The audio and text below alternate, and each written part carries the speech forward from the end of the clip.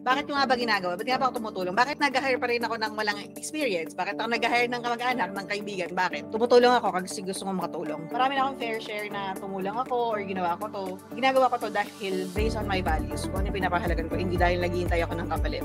Kung hindi man i-pay forward ng tao na yun yung ginawa ko, that's on them. Basta ako, my heart and intention is in the right way. So, yun yung pinangawakan ko everyday. Pag mahirap, nahirapan ako or problema ako or may mga instances, di ba na alam niya na ako kasi nadidisappoint ako sa mga tao, but bakit hindi kami on the same page? Mahirap pag bigay ka lang ng bigay tapos hindi yun na-realize ng tao. Ang pinangawakan ko lang na ginagawa ko to kahit mahirap, kahit may mga problema, kasi gusto ko matulong, yun talaga. Gusto kong ma-reach yung mga tao na truly deserving ng opportunity na ma-appreciate nila, na gusto talaga nilang magkatrabaho, gusto nilang magkaroon ng opportunity for their family, para matulungan yung family nila, yung community nila.